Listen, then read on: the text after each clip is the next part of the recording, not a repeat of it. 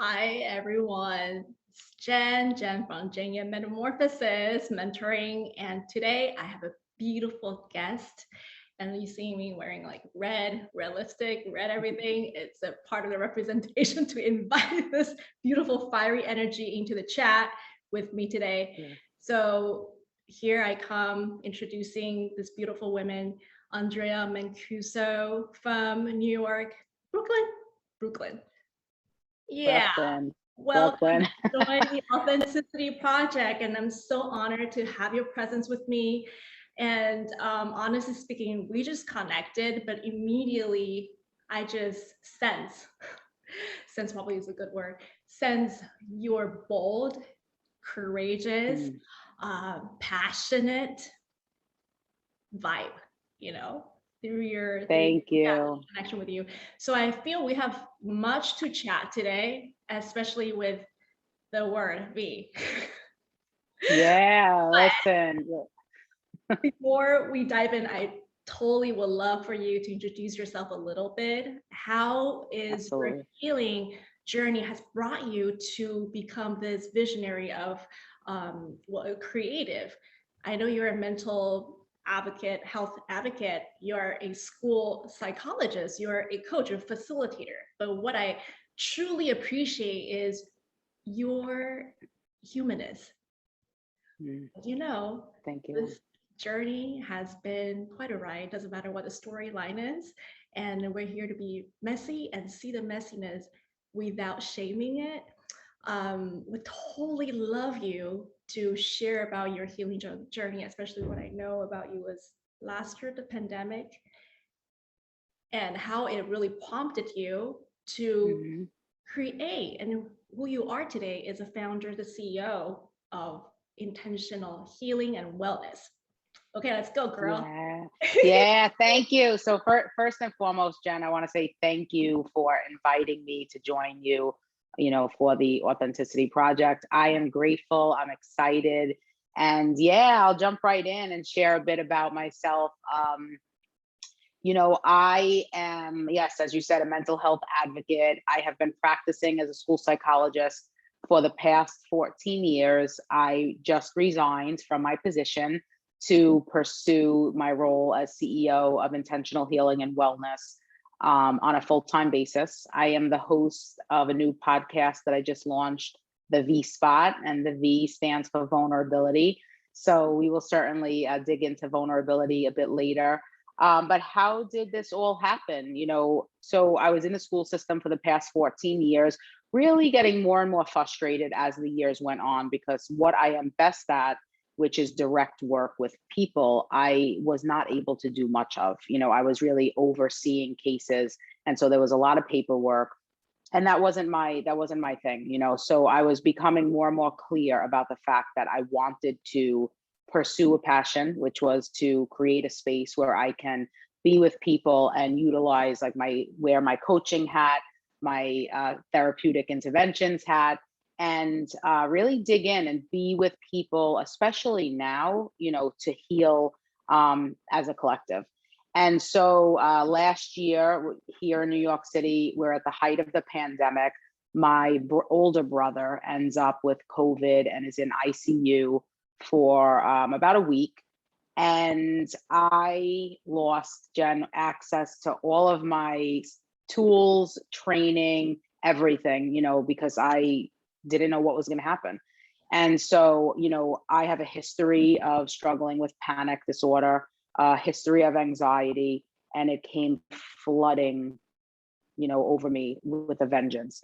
And so after a couple of days of being in bed and struggling through, I remember sitting up one day and thinking, you can either stay here and navigate the pandemic in this way with no certainty of what it's going to look like, or you can get up and take every bit of training, every piece of your experience, every tool you have access to in your metaphoric toolkit, Yep. and create something that not only you need, but that the world is in need of right now. And so Intentional Healing and Wellness was born. And so it's a coaching business, also consulting services. and individual small group coaching. And now I'm really working hard to bring conversations to the corporate world, to really talk about mental health, to shine the light on shame, to really humanize that we are all in this together. And though some of us talk about it a little bit more than others, we are all going through similar things, and so that is what I am up to at this particular moment.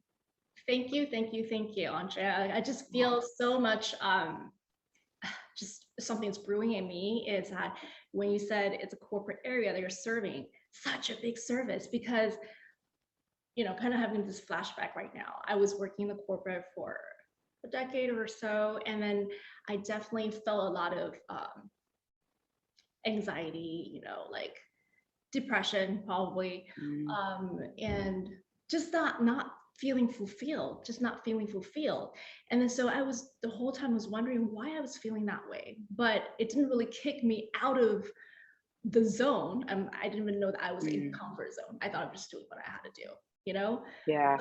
When I was being kicked out of the zone, it was because my health came to me as an issue. I got my hearing loss, for a couple of Wow. and that really kicked my butt by the universe. And telling me to look deeper. And as this path that we're on, especially for a control freak, an ex-control freak, like how I was, losing my mind in order to get in touch with my soul was a thing, but I didn't know. I was just like losing my mind. I was like, oh my God, shit, who am I? And what I do. And then now, without just kind of like self-identity just all crumbling down, like really knowing I'm hitting the bottom of the bottom. So from that point on, I started realizing one thing I would love to talk to you about is characters. Yeah, this word just came in, character. So character, I think it's different from how we view like, personalities. I mean, this person can have beautiful, charming personalities. Like, I think I learned or conditioned to know how to do my personality in a way, like people pleasing and, make sure people are happy so people like me. Put that aside. And what are those more intricate, the inner qualities or the essence that we talk about, right? The essence that we, as a human, we can hone in because they're all in us. They're all in us. And I know your work, your sacred work is all about helping your beloveds to cultivate, what are their essences, and that's a part of my work as well. So I want to talk to you more about it because your service talks so much about courage, persistence, what else? Consistency and honesty. But today we're dive into the harder one, which is called the V, the vulnerability. Listen, it's no easy thing. I mean, first, I just want to go back to something that you said to move forward. Yes. I think it's so profound that, when the world is so busy and noisy, there's an opportunity that's literally put upon you to have you reflect, who am I when I can't hear the outside noise, right? And I think that to hear you in this moment speak of that profound experience, I just think I'm sure it wasn't easy and scary. And I would imagine that also what you gained access to during that time is likely a gift, whether you name it that or not yet, So I just want to say that that's a profound experience, Hidden vulnerability. Vulnerability. What do you see this important V word that, as you know, Brene Brown talks about it. She talks about how to really have that intimacy with ourselves. But I would love to hear about your opinion and how your perspective is being formed. And how did you connect with vulnerability? From when? So I first, and I speak about this in episode 1 of the V Spot. So, it's certainly worth checking out when you all have some free time. I was first introduced to vulnerability about 5 years ago. And, you know, vulnerability is definitely a buzzword that we hear more and more these days. However, Brene Brown's version of vulnerability, how she describes it, the components that she speaks of, really landed for me. And so she speaks about it being risk, uncertainty, and emotional exposure. And she really talks about it as the willingness to show up when you don't have control over the outcome. Now, I am someone who is a controller. I am someone who is a planner. And so the idea of showing up and not having any control over the outcome terrified me. It terrified me, Jen. I was like, what do you mean? You know, what do you mean? It went against everything that I actually knew. And as I shared before, you know, history of panic disorder and struggling with anxiety. Vulnerability was like the perfect recipe for a disaster. But I did know quickly when I came in contact to, you know, risk, uncertainty, and emotional exposure. Not only did I feel exceptionally scared and uncomfortable by those three components, but I had this inner knowing, intuition, trust, whatever you want to name it, that really pointed me to the direction of there's something magical here for you. And so, as terrified as you are, if you are willing to show up and not know the outcome, but show up anyway, and if you're allowing yourself to be seen, and if you are willing to really show it all and just, you know, as human as can be, put yourself out there, I had this like deep inner vibration going on that sort of let me know this is where the magic is at, you know. And at that time, I wasn't experiencing any magic in my life. You know, like I said, that control is somewhat of an illusion, and I was holding my life as very controlled. And so I was actually taking a personal development course. I was introduced to vulnerability. I freaked out and was like, oh no, the idea of risk and uncertainty and emotional exposure. And it was in that experience that I opted to choose courage and move forward anyway. So as terrified as I was really calling myself forth. And Jen, each step that I took forward in the direction of, I experienced a bigger breakthrough and more healing and more freedom. And so I knew this was my sweet spot. You know, this was a combination of trust, vulnerability, and courage is where it was at, you know. And so I committed to be that, you know. And since then, it's a constant calling self forward. It's a constant coaching conversation with myself of choosing courage over comfort, you know, and being willing to be uncomfortable, be scared, and do the thing anyway, whatever the thing is.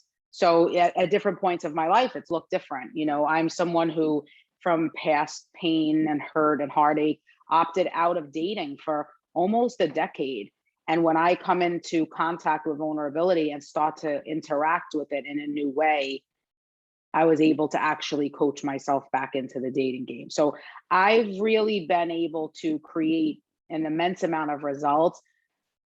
None of them easy, right? Because, you know, it's like we have our voice inside that says, like, what are you doing? Who do you think you are? What the hell is happening? But nonetheless, the persistence has been a choice. And the breakthroughs and the results have been, you know, I mean, I wouldn't change it for anything. So as scary as it is, I really offer to anyone listening, it's a choice, and choose it as terrifying as it is. Choose it over and over. Choose it over and over. I hear that echoing back right now. Just want to just kind of reflect back on what you said, because 5 years ago, I was exactly at the same spot as, well, similar spot as you. So vulnerability, it's pretty much like a taboo, you know, in my family culture, or from a very reserved family culture where I was raised up. And, you know, you don't just put your emotional exposure out there just because you want other people to see you. So that has been a very interesting navigation for me all these years. especially with my loved ones. But I gotta say, like, vulnerability itself, why people are so afraid of vulnerability, including my past self, is because it's so tender. It is so tender. Absolutely. It requires courage, which is one of the important quality. The courage to stand up for yourself, but not in the comfort zone, but outside of the comfort zone, right? Outside of the comfort zone, and also detach from the result, like you said. Detach from the result of, Totally. oh my God, if I say this, if I stand up courageously, am I going to receive that expectation, the expected result of what I think I will receive, you know? Mm, And yeah. that has been very, very interesting. So Yeah. unpredictability, when we're in the V game, right? V game, In the V spot. in the V spot, in the V spot. Unpredictability and the relationship with ourselves and our unknown selves, I guess it's not only the unknown of the whole collective atmosphere, but the unknown self, because there's always that part of you is yet to be known. Yeah. Yeah.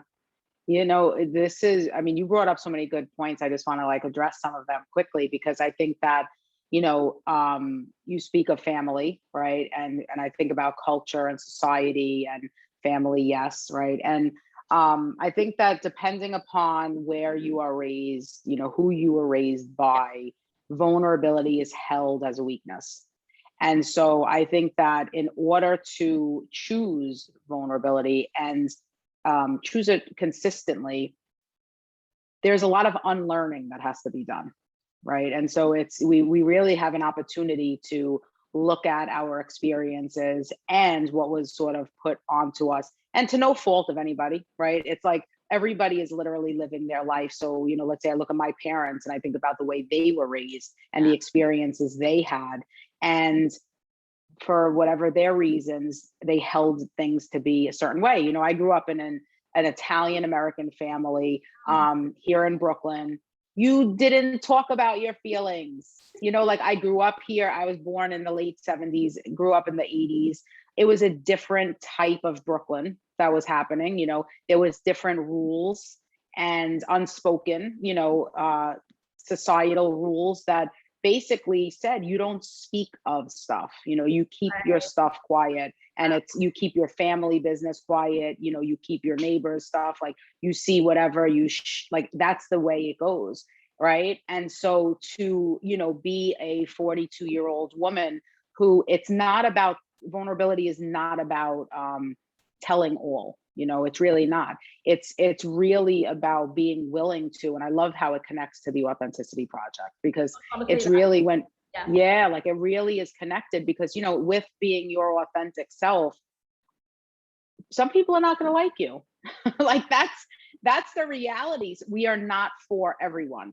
And there's a real courage that comes with being your authentic self, because there's a willingness to allow for and trust that the people who have a listening for you will listen and hear you, and the people who don't won't, and you have to be willing to allow for that to be the case. You know, so I think it's just so powerful to connect to what you said pertaining to family, because I would also offer that there's a need to unlearn a lot of things, right? A lot of things. And the first and foremost point pertaining to vulnerability is, it is absolutely our strength, not a weakness. Yes. You know, and when we are able to tap into that, and you know, think about yourself and the experience of being in someone's company who is vulnerable, who is willing to, you know, pave the way in this courageous fashion. It's contagious when you see it occurring. There's like a, you know, there's a real, I would say for myself, like admiring, a respect. You know, I'm really in awe of people who choose to show up that way. And when I think about how I was raised and sort of like conditioned, I would never think that that's how I would hold it. So I think that healing involves a lot of unlearning. And I have absolutely been, you know, an A student in the front of the class. Like, what else do I have to unlearn to be able to navigate my life differently? I am on the same boat with you, trying to be that A student in the inner work. Yeah. Yeah, right. But so, like you said, it's so funny, like how we sync just simultaneously on the same time. Is that vulnerability versus authenticity? They are so intertwined, because in order for us to be authentic of who we truly are, yes, we have to realize that, you know, you're not everyone's cup of tea, and you're gonna trigger people. Hmm. You're gonna trigger people. Oh yeah. You're gonna be triggered back as well, right? And that has been the dense, right? Very dense. Yet it is so potent. It is so potent with full of healing juice. Because you talk about Mm. making conscious choice and having this intentional healing within oneself, but without being able to see with awareness, like, wow, I'm gonna call myself out. My ego doesn't like it. Seriously, I mean, Mm. I never love what my ego loves to see. No, never. Okay, my ego hates whatever that it Yeah. has to see. So be able to just call ourselves out, I think that's considered a self-love action for me. I mean, throughout the years, Mm. that's how I learned it. Yeah. Jen, you're being hella triggered. And instead of about to point fingers about you're being victimized by that circumstances, what's going on that you need to Mm. see deeper within you, right? Um, and the ego has to stand aside, has to stand aside. Mm. Yeah. And it's been, well, as you know, humbling experiences always comes when we're willing to see it. Totally, totally. And I love what you're highlighting, because I think it speaks to the importance of, it's never about the other person, right? Like I think about, one of my mentors says, like, a person could only push your button if you have the button to push. And so whenever there is this trigger, there's an opportunity to really look within to see, well, what is it, about me? Usually the conversation, and I've heard it so many times, and I've been guilty of it so many times, get triggered and look at the other person. What is it about them? Look at what they're doing. Da, da, da. They don't know. They don't know this, they don't know that. How are they? And it's like, what I've come to learn through this journey is the trigger happens, and there's a real opportunity to look at self, to see, like, what is it? What's here? What about me has me so affected by A, B, and C? And that's a real opportunity. Talk about checking the ego. It's Right. really that, like, consistent discipline of, oh, the trigger happens, check the ego, because now, let me look within and what's going on. And by the way, a lot of this is absolutely a practice, and it's not something that I was able to get really right. And still there are times where things happen and I'll catch myself a few minutes in, like, no, it's not them. What is it with you? And again, it's this discipline, it's a commitment. It's like the recommitment, when you catch yourself like screwing up or blaming or looking someplace else, it's really the recommitment of, wait, but I have this trigger. And so, like, the ego gets tucked over here, and let me be with what's happening, to be able to grow and get level up, and just be the best version of ourselves that we can be, from like moment to moment to moment to moment. It's not enough, who I was yesterday, who I was last week. It's like right now, new moment, level up, I'm just breathing. Not easy work, Jen. Not easy work. I know it's not easy work. And part of my work is also about soul alignment, right? And like, what does it mean by being soul aligned? It's pretty much, what we've been talking about, to be honest, because we're souls, but we're incarnated in our physical body. And then we are allowing, the unknown to guide us through whatever that we need to experience. And that's vulnerable, because it's all about unpredictability. But when we are so trained, we've learned or taken on from conditions and programming, holy cow, ooh la la, we're just having a lot of stuff on our back. And how do we travel? How do we travel light? Absolutely. So I want to ask you this question then, because as you know, this is a weird era that we're in. Facebook, all the social media, just we're down for not for Yeah. hours, but Yeah. and it's hard to even like say, okay, how do I still stay grounded while I'm facing these uncertainty, and which is part of vulnerability, right? Mm. Just talk about what Brene Brown was talking about too, is Yeah. being able to lean into that uncertainty, even though it include risk, even though it Totally. include your emotional exposure that you're not comfortable with, right?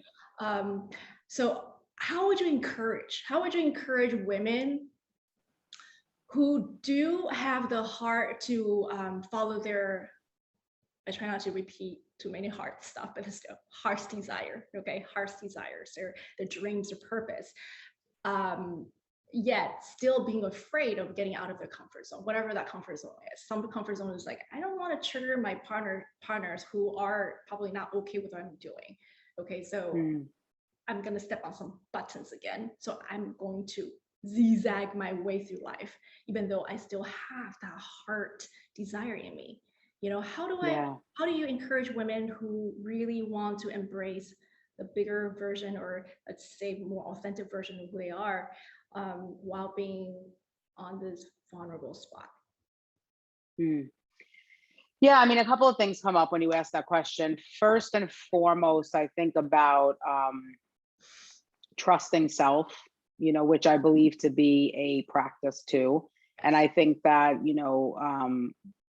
for women, we are raised in a way and experience society in a way that has us get away from trusting ourselves, right? So instead of honing in on what we truly desire, what we really want, we become used to asking our friends, asking our family, looking on social media, looking in magazines, hearing from everybody else what it should be. And so the first thing that comes to mind is really a commitment. Sorry, you have to love Brooklyn. There's motorcycles and That's things in the cool. background. The soundtrack of my life. Yeah. There's really an opportunity to hone in on your true desires, and I think that this really requires time spent with self Yeah. to actually identify what's mine, what belongs to somebody else. And so I think that as women, we often too go after goals. And not just women, I would say people in this conversation, men and women, we often do go after goals. And quite frankly, they're not even ours. They were goals that were given to us when we were younger, or from a teacher or a friend or a boyfriend, a girlfriend. You'd be good at this. And then all of a sudden we're going after it and we're wondering, why am I never able to actually reach this thing? Because it's not even our passion. So when I think about your question, what would you offer to women who want to move into their more authentic version of themselves and are balancing what do other people think? I think first and foremost, it's tapping into what they truly desire, getting clear on it, and then really flexing that muscle, which often comes with a commitment to communication, and sometimes it means saying no to someone else, which is actually saying yes to yourself. And it's the willingness to be in the practice of that. So it's a different kind of gym. We're not necessarily in the gym lifting traditional weights, but we are like flexing the self-trust muscle and trying on, like, what is it like to be willing to disappoint some people, and not out of malice, or ill intent, rather an honoring of self. This is so good. Thank you, Andrea. So this one little sentence came in now. It's like, you love people from distance. It does not mean you cut off love. I don't love them anymore because their values are completely different. I prefer just cut cords and burn bridges. I think relationships it's the dynamic of relationships that we are all trying to master, is to learn how to love, but how to broaden that love to different depth, I guess. Some you feel you're in a more rich connection. You probably leaning more for that vulnerability, courageous conversation. But for some, probably they're not ready to receive that. Then it's our intuition to trust ourselves to see, well, probably not now, but then in the future, perhaps, because we all evolve. We all evolve. Mm-hmm. And then Yeah. having that, trusting the timing of making that action that's aligned to yourself at the same time you respect the other person. I think that it's definitely like a very interesting balance that we're all here to learn. Mm, totally, And we totally. have boundaries too, right? That's Yeah. I think about love. Oh, sorry. Go ahead. Sorry, Jen. no, I was just saying boundary. That's another big layers of Mm. what we're doing in vulnerability and authenticity. Yeah, no, totally. And I think about, in the conversation of boundaries, I experience oftentimes with clients where we will speak of boundaries and then I will, there will be a conversation of like violating them or not upholding them or whatever. And then I'll ask, what are some of your boundaries? And then there's this whole like, "Mm, I don't even really know." And so so one of the things that I'll often encourage is to then be with that for the week, to write some out and identify some, because my question is, how do we know if you or someone else is violating the boundaries if we're not clear on what they actually are? We don't know what to uphold if we never take the time to define them. Beautiful. And I love that. Why? Because that include trigger events. Because when we receive those triggers, those are medicines to tell us, oh, actually, I didn't know that I wasn't okay with that. So Yeah, it's like, exactly. right? Oh, there's another trigger. Oh, I Totally. didn't know I Yeah. feel this way, anger or whatever, right? So they came to heal us. So I call them the ouch medicine or ouch balm. Yeah.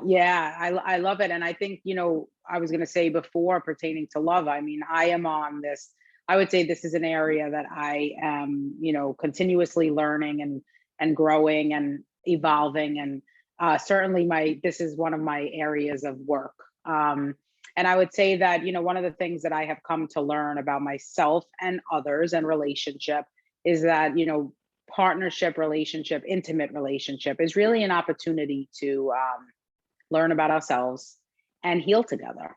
Yeah. And that looks different for everyone. And I think that my work has also been around letting go.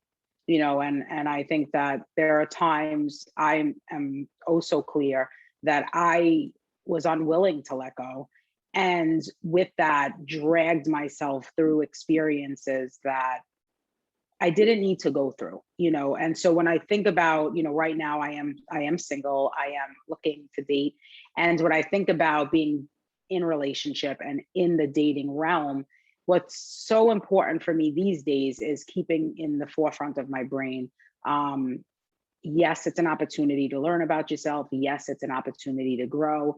And it's so important to honor the boundaries and be willing to let go when the mission and the alignment no longer, the path isn't going in the similar direction. And not to say that we need to be on the same road, because I think that that's what makes us so different, is that we're navigating such different experiences and similar but different.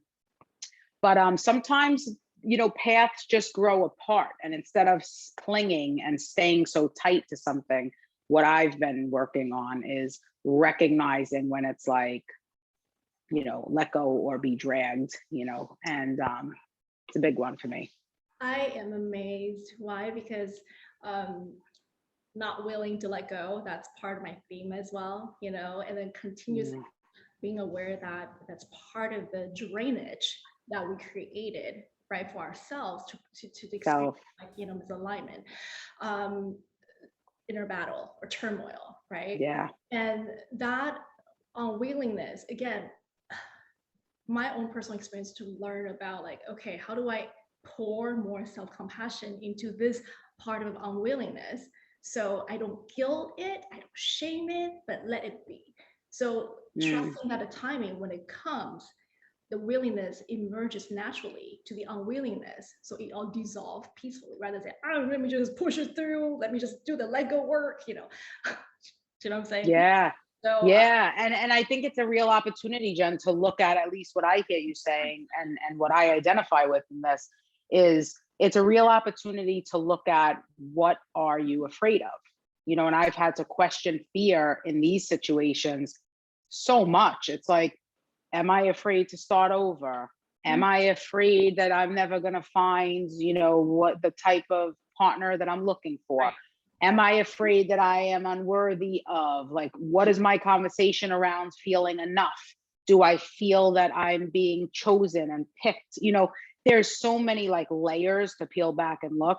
But I would say that stashed underneath those, based on what I'm hearing you say that I identify with, I've always found fear. I've always like landed on like, there's more fear. There's more fear here, you know, and the power of becoming aware of it. Because now, if I'm in a conversation of unworthy, you know, which I definitely identify with, I am able to actually then coach myself and be with, you know, your worth is inherent. You don't have to look for it. It's not in his hands or whatever, you know, like, and really center and recommit, like I said before, recommit.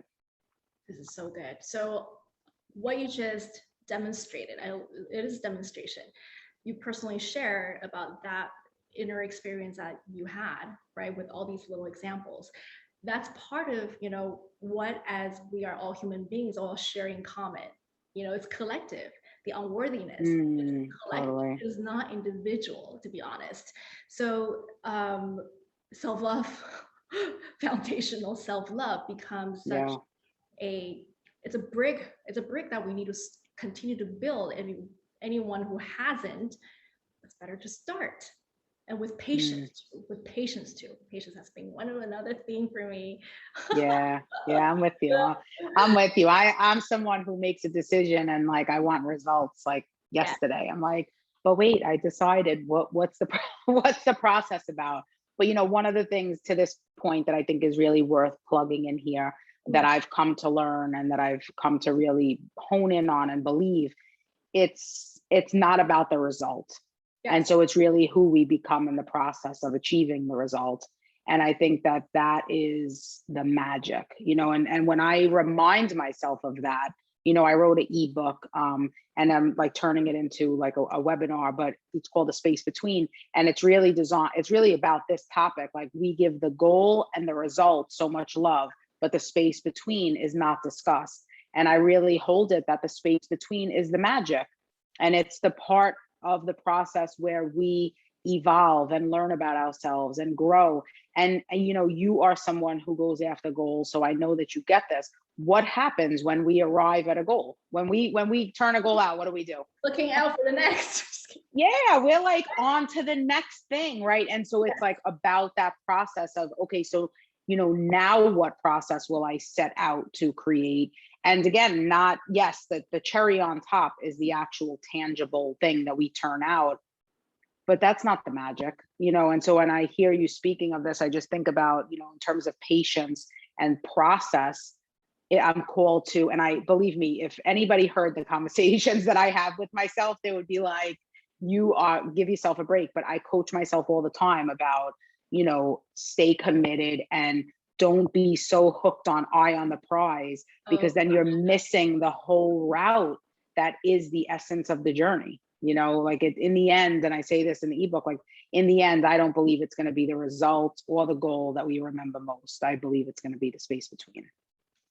I can feel my head just keep on nodding. Yeah. what I really like, we can just dive in forever. So why we're so attached to the goal rather than the process, because we are putting so much value on it. And when we hit that goal, that's like, oh, I finally can approve myself that I did it. So my self-worth is based and linked tightly to that, right? And that cycle needs to just dissolve. Yeah. Yeah. And like, look, I think that there's tremendous power and value, you know, in the actual goal, right? And the the attaining of. I mean, I am someone who sets out regularly to create results. And of course, I want to create the thing or have the experience, whatever it may be, but I've definitely had to conversate with myself many times to be like, all right, yes. And when you get there, from past experience that it's usually like, great, now what?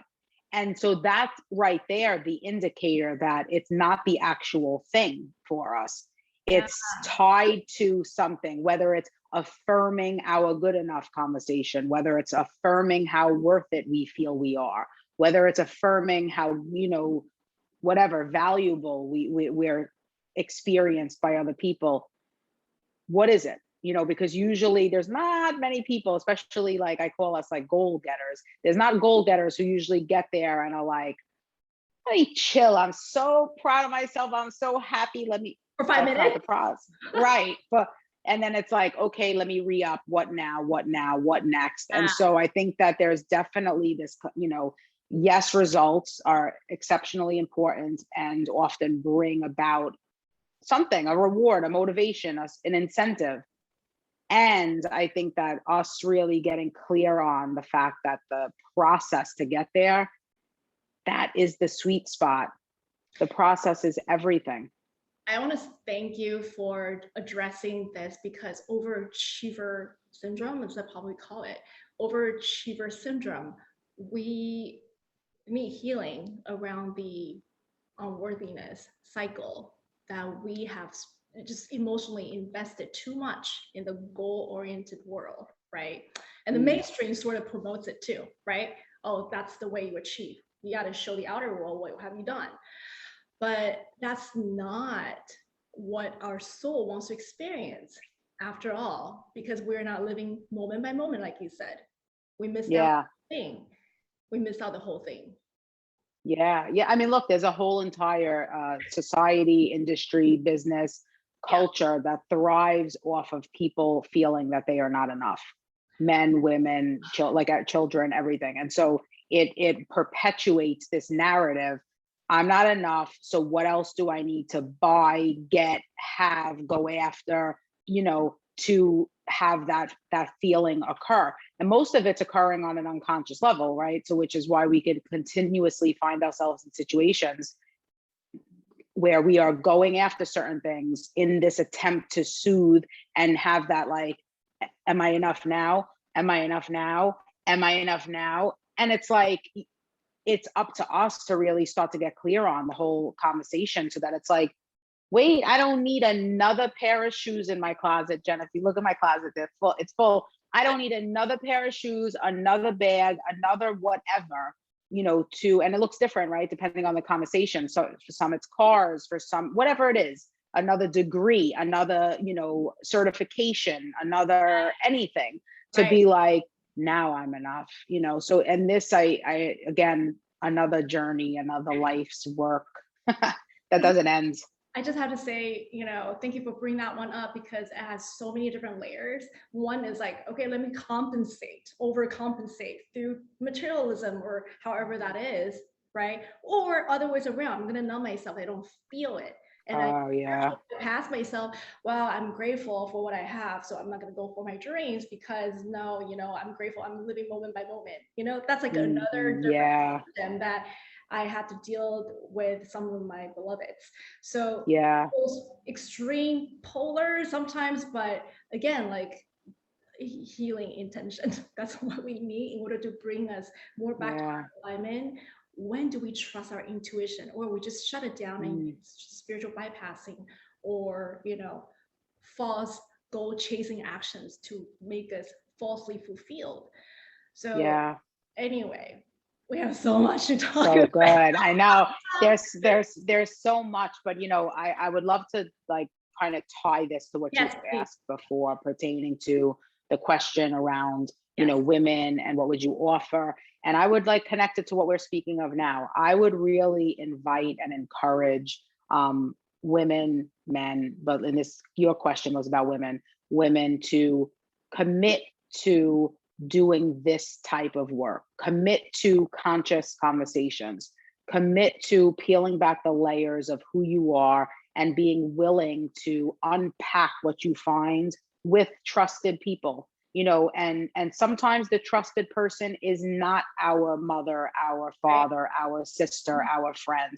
Sometimes the trusted person is someone who has an insight that is, they're a little bit more removed from the situation. They're able to step back and see, what's occurring and not be so emotionally attached. There's no investment in terms of whatever. Sometimes family and friends, we're invested in each other in a way that it's difficult to have certain conversations. But I would encourage and really push and say, be afraid and do it anyway. Acknowledge your fear and trust that you are enough to get through whatever storm you're going through. And, there are people who are just waiting to help you, and who potentially have been through the same storm, a similar storm. Some are, able to navigate in murky conditions and can support. So, I really think that it's like this work, this conscious conversation, the Authenticity Project, the call to action is really to commit, not when it works for the schedule, like carve out the time for it to be in the schedule, hold it as a priority, not as like this cool thing that I'll do when I'm like not too tired from work and I'm not too busy. It's like, no, the evening, there are certain nights where it's clear the schedule, build your stuff around your healing and wellness, make it a priority like that. Yeah, and it's nourishing to not only the soul, but it's a necessity. It's not a luxury, it's necessity to have conscious conversation. And I just love what you just talked about. This is not only, yes, my question was about women, but it's gender free. I mean, both women, men, all are on this path because we are all soul, we're exploring our growth together. Wow, sometimes I have so much just want to integrate it in, but it's hard for me to just like put it in the pot here. Well, yeah, pull it all together. I would also say, Jen, we speak of women in this moment in the conversation of vulnerability. Yes. Men really have their work cut out for them. Yeah. I mean, think about the pressure that society and families put on men in terms of, talk of emotional exposure. That's a non-entity in the conversation, depending upon the culture that you are raised in as a man.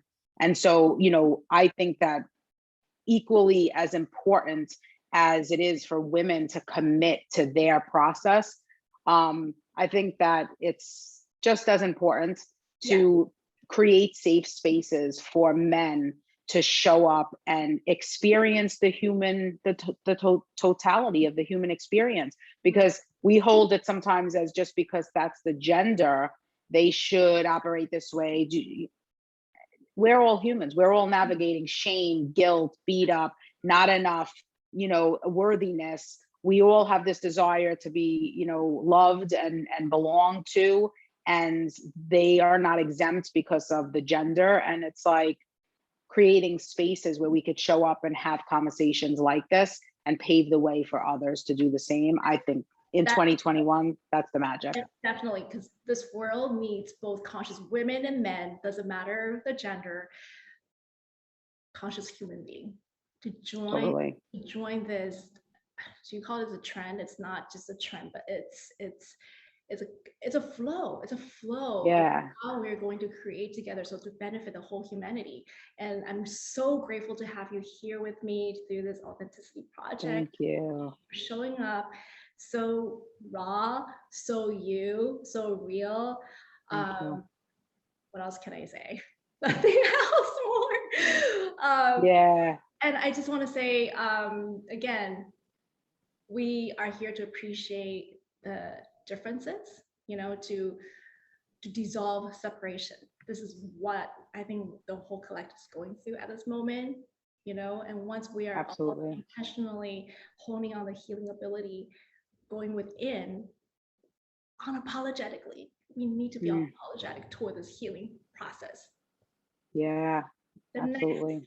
We're going to be shown the next throughout this process with trust, right?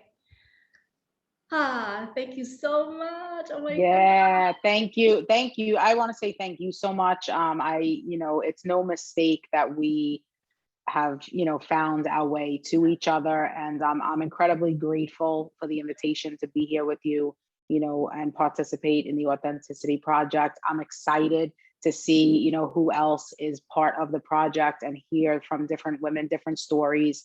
Yes. So, thank you for doing the work that you do. Thank you for inviting No, me. thank I'm you. super excited to have you join me. And I'm looking forward because this is definitely the beginning of, a beautiful partnership. And For sure. I'm super grateful. Yeah, so everyone, this is beautiful Andrea Mancuso, and you feel drawn to her fiery energy, go check out her website, intentional healing and wellness.com. Yes, I could be found at www.intentionalhealingandwellness.com, intentional healing and wellness on social media platforms. So Instagram, Facebook, and LinkedIn. And if you are someone who wants to bring conscious conversations to the workplace, because that's the thing that I think right now is so essential. We don't shut the switch when we go to work. And I think in the past, there was a tendency to hold it as now you're at work, turn everything off.